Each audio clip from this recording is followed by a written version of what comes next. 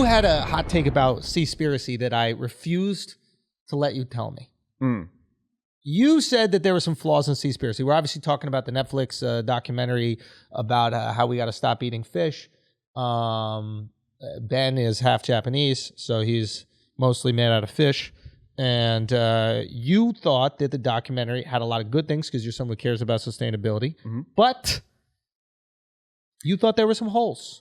So it's so funny that documentaries have, I think they've taken on almost too much importance for sort of information gathering, because what I really like about documentaries is that you get a very distinct point of view, but they're presented as if it is the way it is. Right. And I think that's the thing. It's not to like look at, with trepidation at documentaries. It's just to consider the way they were made. And what I love about documentaries is the handcrafted approach.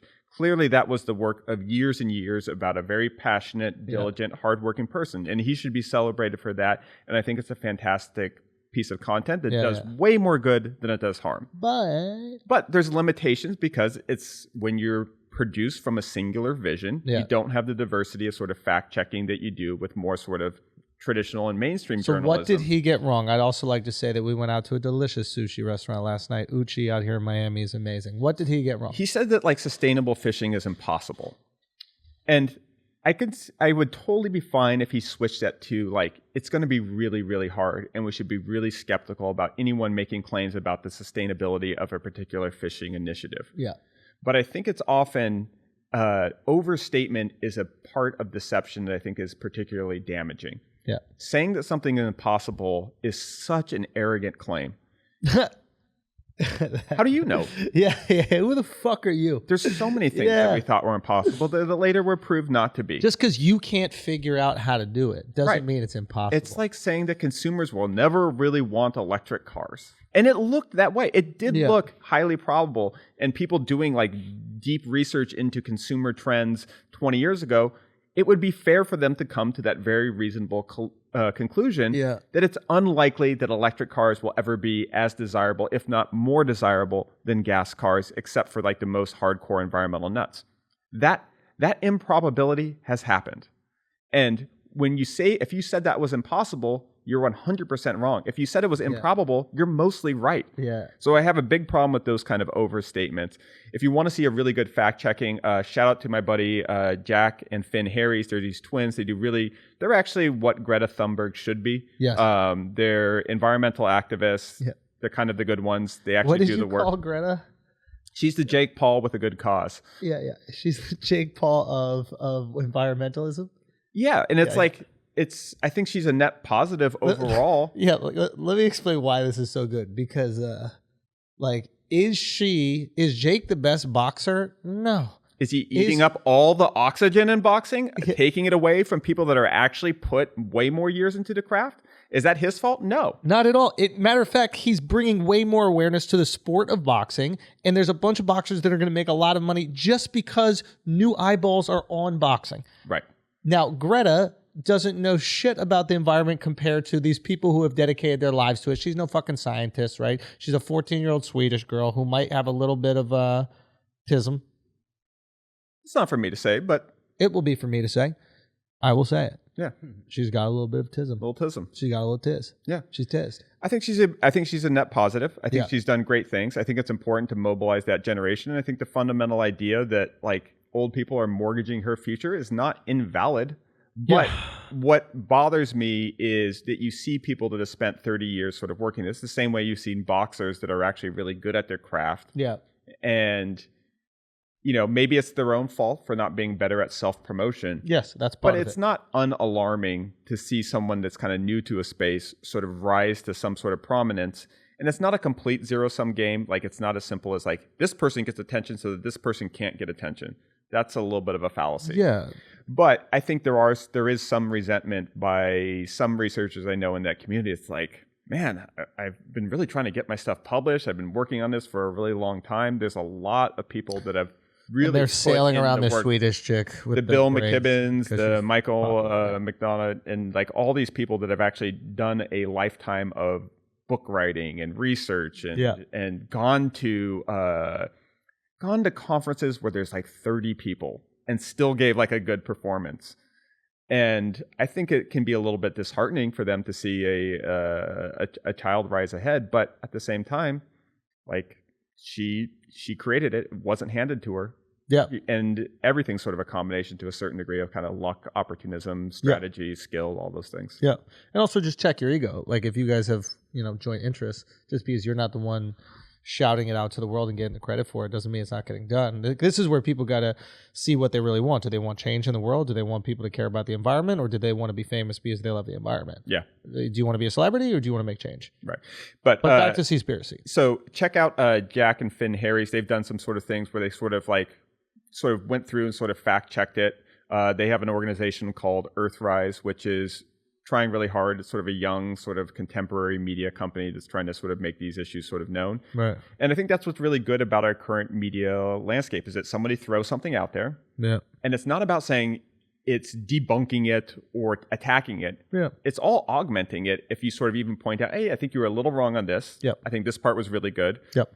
And it doesn't have to be this sort of flame war of tearing down or standing for something uncritically. Yeah. It can just be like, kind of a little wrong on the fishing thing. So the SEASPIRACY thing is interesting because one of the claims was we got to stop eating fish, and if we don't stop eating fish, there's going to be no fish left, and if there's no fish left, we're going to ruin our oceans. If we ruin our oceans, there's no more oxygen, we all die.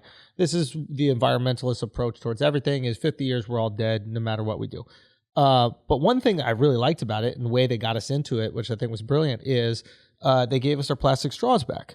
Right. And I really think that was a strategic move. Right. They basically said in the documentary, the guy says that plastic straws make up 0.003% of ocean pollution. All the ocean pollution is really from these fishing vessels, these commercial fishing vessels that have these huge nets. They just leave the nets in the water. There's all this, what is it called, byproduct or something like that, by-waste or whatever it is. They're just leaving this stuff all over the ocean. It's really fucking up coral reefs. And when I saw that, I was like, yeah, it's on the fishermen. It's not on me. I get my straws back. My life is now fixed. Right. Okay. Holes. No, I think that's actually what it pointed out was we look for things that hit us emotionally and that tie into a intellectual understanding of a problem, but not necessarily the problem at the appropriate scale. Yeah. So we saw that one video of like a straw stuck in a turtle's nose. Yeah. And I felt really bad for that turtle, and it did make me feel a very empathetic way and be like, well, if I would have saw that turtle right there, I definitely wouldn't have used the straw. I would have used the shitty paper one. Yeah. But the problem is that's not really actually that turtle, as noble as it is and as much as we would like to save it, isn't necessarily an indication of environmental problems at scale. It's still an indicator. It's not fake. Yeah. It's just not necessarily... It's not showing the whole story of where we're actually polluting. Yes. So plastics in general are a really big problem. Yeah. It's this thing that we produce a lot of. Straws are a very small part of the plastics we do. Yeah. The styrofoam from all these Amazon packaging is way more problematic than that. Plastic bags, all these things. So it's funny. I've been doing a lot of sort of experimental recycling projects. Yeah.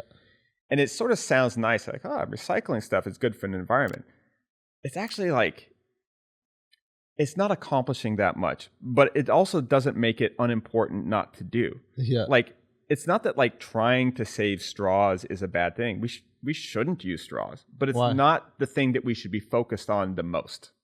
So if somebody like volunteers like, hey, I don't want to use straws, great. But if you're getting to the point where you're then indicting someone else for using something that's actually a pretty small part of the problem, meanwhile, you have like, 8 cubic yards of styrofoam sitting at your house from Amazon packages that you ordered, you're not really doing any good. Yeah. So it's really just like when a problem's at scale, you should attack the biggest scale of the problem first, not focusing on the detail that has the heart-wrenching turtle video attached to it. Well, I thought that's what the documentary exposed. Right. Right? Is like, we can't attack the problem because there are forces that don't want us to attack. If the problem is commercial fishing, and there's a lot of money behind commercial fishing, that money is going to point us in the direction of straws because straws don't affect commercial fishing's bottom line at all.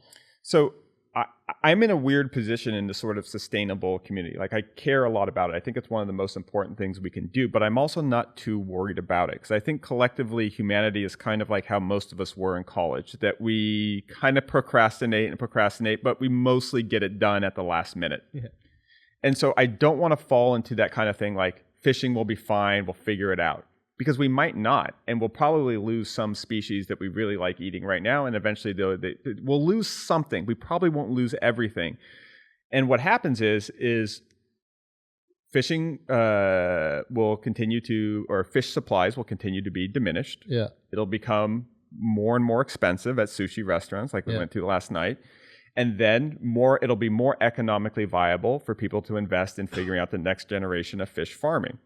So it's like right now we farm salmon. It's not great salmon. Yeah. But if there was more capital going into it because the price of salmon is better, it would be better. That being said, there's going to be other downsides to that.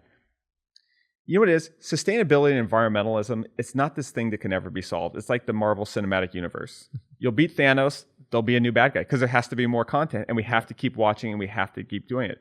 And it's exactly why I really like this cause as something that's sort of it's not like my main focus in my career, but it's something I always keep touching back into and seeing if I can do a little bit of progress in this arena, because we'll never solve it. And that shouldn't be the frustrating thing. That should be the exciting thing. It's a job for life. Because imagine if you like dedicated your life to like a career, and just as you were starting to get good, somebody else solved it.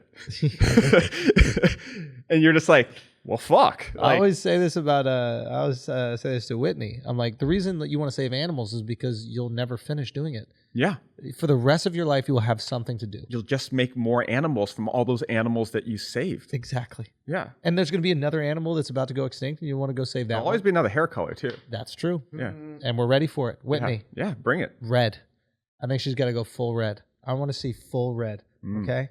I thought that like the documentary inadvertently brought up an interesting conversation, which was like, if you apply the capitalistic mindset towards a problem, usually it will get solved if there's enough profit to go with it. And I think that's what happened with straws. Is like the second we saw the straw coming out the turtle's nose, we were like, oh, we need a different type of straw.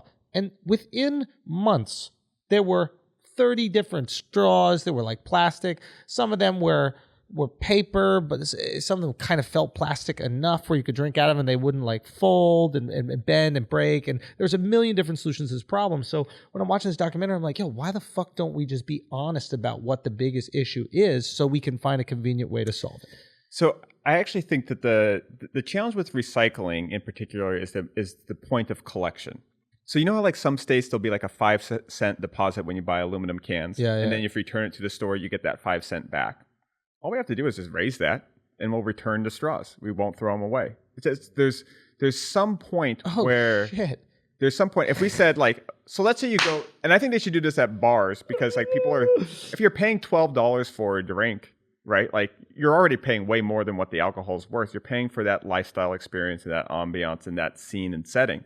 So if they just said like, hey, the straw's $1 and you get the $1 back if you return the straw, and we put it through the dishwasher, done. That's interesting. Either people won't care, and then the homeless people will go and pick up the straws and return them, or somebody else will do it because it's economically incentivized to do it. So we've done things like that before with like aluminum cans. If you're in like, remember growing up in California, they didn't have that, and you would see more cans and trash cans. And then you go up to Oregon, and it's 5 cents a can. You would see less cans and trash cans. I remember the first time I went to Europe, we stopped off in Germany in the airport. Right. We can use capitalism. We don't have to wait for it. Yeah. That had like 5 different portals. There was one for cans, one for paper, I'd never seen this in my life.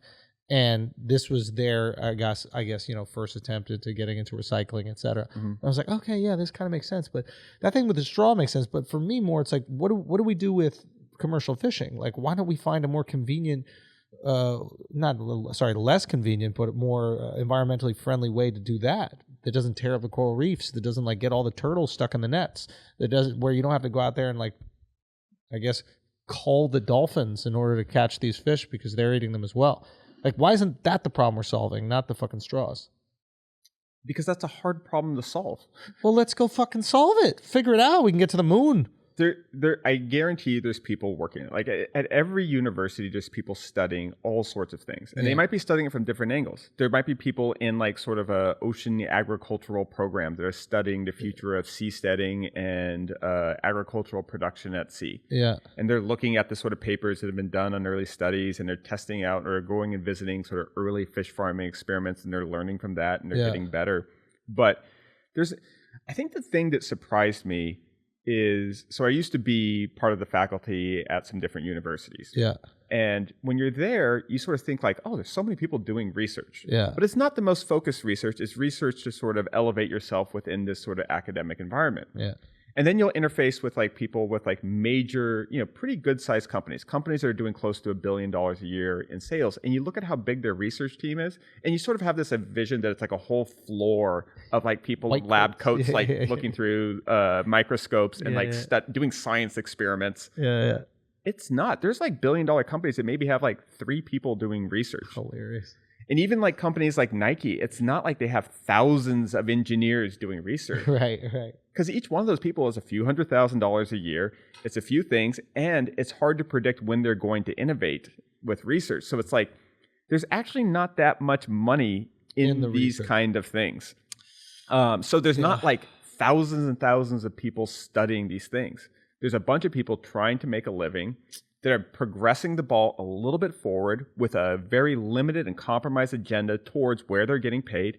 Everyone has the biases of their industry. If you're in academia, you're biased towards making sort of clean data that's presentable within the arbitrary limits of your vertical or your field. Yeah. And if you're working for a fishing company, it's really about sort of production. And if you have some nice sort of environmental or sustainable byproducts from that, that'll be a great marketing push that we feel better about. Yeah. So it's like, you weirdly need legislation to create financial incentive in research. Like if the legislation comes out and says straws are illegal, there's going to be some financial incentive to make a new fucking straw. Right. Because we're going to want to drink out of something. And a company is going to step up and fill that void. But if you don't get uniform legislation, you're basically just hurting the American fishermen or the European fishermen and then helping out the fishermen anywhere else in the world that refuse to have any legislation. Here's the challenge with the legislation thing. And I don't like being like anti-legislation or pro-legislation. Is I think that we have to have a trial run for these types of legislations. To see if they work before setting them in. There's a lot of unintended consequences, and you're not an idiot if you don't predict every eventuality from something as complex as an ecological system that has to interface with a legal system. That's hard and complicated. Yeah, that's so what really we should do with the straws is being like, okay, we all agree that the goal of less straws in the ocean would be nice. Yeah. We also think that it's actually, proportionally, it's only this much of the problem. Yeah. So let's try this for 1 year. If we see a reduction in the straws, the law continues. If it doesn't, we get rid of it. It goes back to the way it was, and that way there's an automatic provision for that. What's problematic is when we keep stacking things that didn't work on top of each other, and then to get anything launched as a new product or a building or something like that, there's all this bureaucracy and stuff that you have to go through, which is all fine if it's all effective. But we should just have like a trial period for these types of regulations. So we should say, hey, let's try a $1 deposit on straws and plastic bags. Let's see if that keeps them from floating around parking lots and oceans. I like that not only for environmentally friendly legislation, but like we could do that with cops. Why don't we do it with everything? This idea that like you have a trial period for any change and then you just share data. Like, for example, if you have, what is it called? Cop cams. What were they called? Oh, the body cams? Yeah, if you have body cams on every cop, right? Yeah. You keep them on. And if we find out 12 months later, there was a 20% reduction in police shootings, not just black people, but just in general, right? Without any reduction in the amount of, people who had warrants out for their arrests or whatever solved, right? We need to put these things in beta.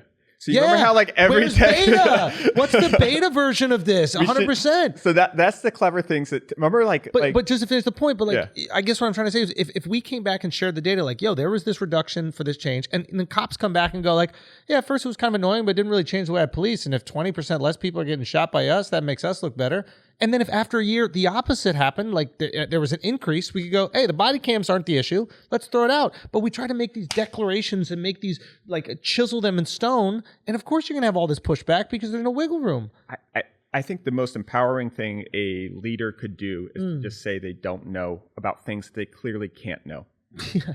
So I really like that. Did you read that Adam Grant book, The Think Again? He sent it. I didn't read it. Yeah, you did. Yeah. It's a good book. I'll tell you about it later. Please. Sorry, Adam. Thank you, though. So he talked about it's not necessarily how quick you are to come up with an answer. It's often how quick you are to change your answer when your answer is clearly wrong. Yeah. So he brings up the example of like Steve Jobs versus the BlackBerry guy. Remember BlackBerries? BlackBerries were kind of lit for a bit. Obama refused to get rid of the BlackBerry. Right. And it's like, the guy that created the BlackBerry was an engineer, really smart. He was much more on the actual inventor side. He figured all these things, had a bunch of patents to his name. Yeah. He was really in the weeds technologically. He thought that his early success in creating this popular device made him too married to the beliefs about the sort of what made the device successful. Whereas Steve Jobs always said, I'm not going to do a phone. I'm not going to do a phone. Phones are stupid. I don't want to do a phone. Don't want to do a phone. He let himself be convinced by his younger employees that phones were going to be this really important thing in the future. So it wasn't that Steve Jobs always had the vision right. He was just willing to be wrong and change. And I think the same things with that. If we ask our politicians, hey, always be right, never flip-flop, never change your mind, then we get exactly the political climate and world we deserve. If we encourage the people to be like, this is a really complex, challenging issue. I want to try this. We're going to try it for this period of times. If this happens, we'll keep doing it. If this doesn't happen, I was wrong, and we'll move on and try the next thing at this really big problem that we all agree is important. This seems like a no-brainer. I mean, this seems like a no-brainer. I'm shocked that we don't do this already. It's hard to be wrong publicly. It really is.